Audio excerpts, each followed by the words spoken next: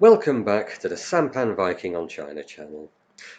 This episode is really taking an opportunity to try to recap the main events of the last few weeks in the war in Ukraine and to try to peer through the numerous veils of the fogs of war in various aspects and try and see if we can actually discern what really has been going on. It's not been an easy job and not made any easier by the Western media, which is the main media to which I am usually exposed, not being content with doing away with any semblance of objectivity whatsoever, also descending to the level of really quite infantile gesture, virtue signaling. Which, in terms of actually understanding what is going on the ground, understanding the underlying causes. I mean, this is more of a pantomime presentation than serious newscasting. It really makes it very, very difficult. There is a lot of blockage of not just state sources from Russia and others that try to tell a different narrative, but also some of the major independent media sources are also being interfered with. And again, that makes the job of trying to obtain proper information and getting a proper context and an understanding of the situation on the ground incredibly difficult. But time has been there has been enough getting through. I think I can make a stab at it. And I've alluded to a number of these points on Sino Defence Forum in the massive thread that's running on that forum on the subject of the Ukrainian conflict. And so I'm going to pick up on those as my main talking points and expand on them as best as I can. The first thing to start off with is that everybody has sort of been underwhelmed by the performance of the Russian forces. Everybody thought it was going to be a blitzkrieg juggernaut that would sweep from one end of the country to the other, and that has not been the case. Now, before I look at that, I think you have to look at the Ukrainian side, at the Ukrainian strategy and tactics. And not many people have actually, which is one of the things that attracted me to it.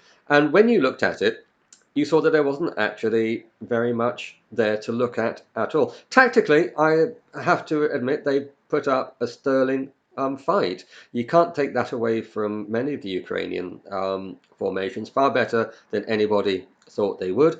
But there seems to be a major hole, a major lack of any strategic control over the top.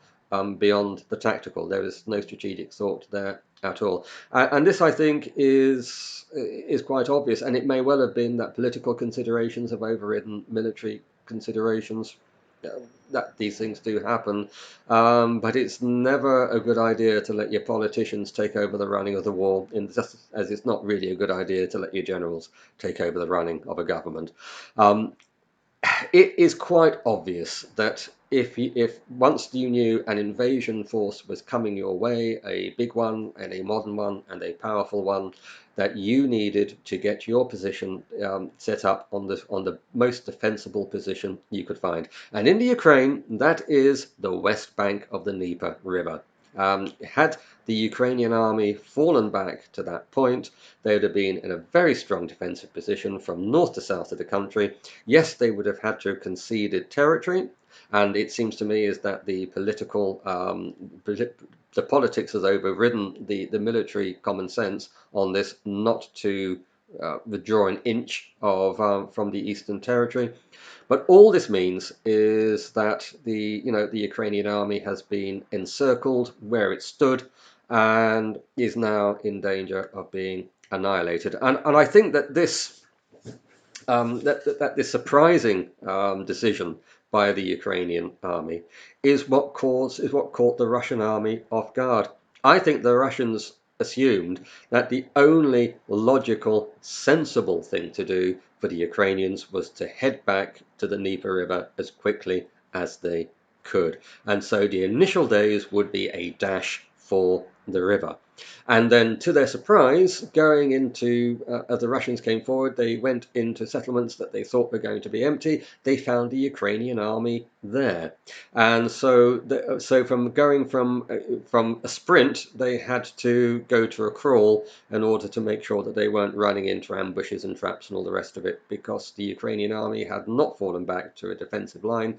They'd stayed in situ, and they had to adapt the tactics, with the results that we see now, which is major parts of the Ukrainian army, often the best parts of the Ukrainian army, now being encircled in cities or in the big cauldron down in the Donbass, and where they are in the process of being starved out, exhausted in terms of fuel and ammunition, and ultimately either forced to surrender or be annihilated.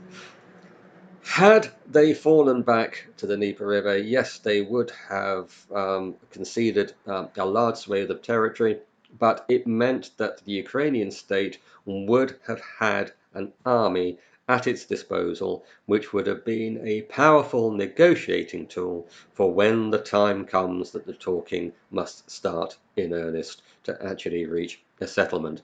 As it is, they are going to lose that territory anyway. They will lose their army in the first place, and Putin will, because it is a battle that's being fought on effectively Russian territory, in terms of Russian speakers, people of Russian heritage, people who would rather be part of Russia than they would the Ukraine. Putin is going to extol a very, very heavy price for that, I think, when the time for the final settlement actually comes. It was a short-sighted political decision overriding military common sense, and I think it will turn around and bite the Ukrainian authorities very, very hard in a place they'd rather not be bitten. So there we are. That is that aspect of it. You have to say that with so much disinformation flying around, it's incredibly difficult to talk about anything with any certainty. We have had no doubt that that Ukrainians of Russian heritage in the east of the country have been used as human shields throughout the course of this, with large formations of the Ukrainian army falling into major cities. I think we've seen that now in Mariupol. That is a main strategic objective of the Russian forces, in its own right, because it connects up the Donbass with the Crimea. It creates that land bridge, and that's going to push forward, to create a very wide buffer, irrespective, even in the worst possible outcome of the war. That territory is gone, and Mariupol was the final link in the chain that had to go. All this talk about, the humanitarian corridors being shelled. Well, listen, advancing armies don't blow up bridges. Advancing armies don't mine the road ahead of them, and advancing armies coming to liberate people of their own heritage don't go out of their way to attack the civilian population. Occupying, defending forces do, and everything that we've seen in there looks like the actions of a defender who is not a native to those lands, doing anything that he can. And again, desperate for the human shields, desperate for the images of desolation and destruction, because that plays well into the narrative that they're trying to sell abroad, and actually reflects very differently from what really is happening on the ground and the relationship between the occupied and the occupiers in these cities. I think we've seen this now in Mariupol. The Russian-backed forces have taken the eastern half of the city, as far as I can see, and this was secured yesterday. And yesterday, a very large convoy of civilians left the city and headed into the next People's Republic territory. This was spun as they weren't allowed to go into Ukrainian territory, but I've always said from the beginning is that I never believed these people want to go anywhere. One of the reasons why there were so few takers for the humanitarian corridor is that they didn't want to go to Ukrainian territory. They wanted to go to the Democratic People's Republic. I remember the events of 2014-15 very, very well. I know that Mariupol was a part of Donetsk that rose up with other cities in there, and that the violence that was used against it to crush it when the Ukrainian army went in and took it back in 2014 at the beginning of the fight. So I'm not surprised that most people there still have sympathies with the Donetsk People's Republic, the DPR, and it is to their and maybe onto Russia as well, proper, that they will have wanted to go, and indeed seem to be heading, and expect more. I hope we will start to see footage of these people being welcomed either in DPR territory or in Russia itself, because that will be, a major heavy blow against the propaganda story that's being put out by the Ukrainian side. Well, the Ukrainian government have certainly made a good show of it, and that is really no surprise. I mean, I knew that Zelensky was a comedy actor. What I didn't realize is that pretty much his entire government, all the senior posts, were people from either comedians themselves or were executives of light entertainment media companies, all from the same world that he brought across with him. So obviously, when it comes to the presentation of information, but making a good show of it, these people are going to be second to none. And this, I think, is what we have seen. We've seen a performance that deeply belies a very grim and stark reality on the ground. It has been, I think, another decision that will come back to bite them, to hand out weapons to the populace in the way that they have.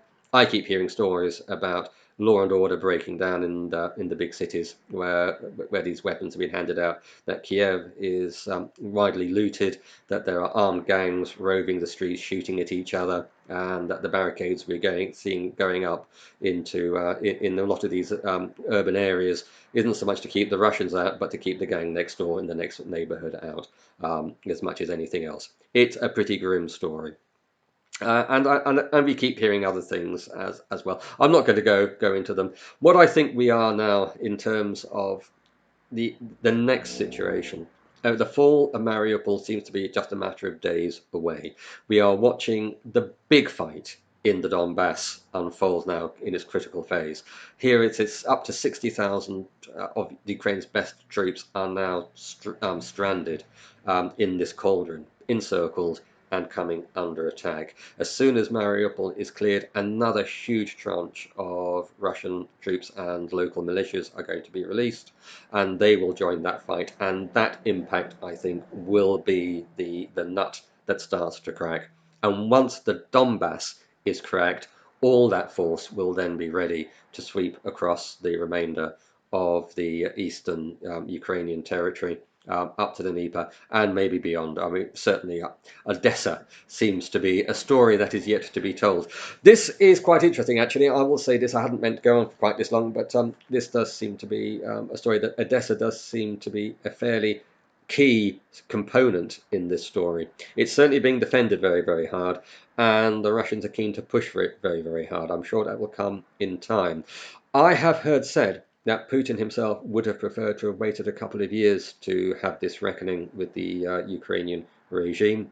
Time to have a lot of the old tanks that we're seeing on the battlefield now being withdrawn, and the new T-14 range of armoured vehicles replace them, very modern.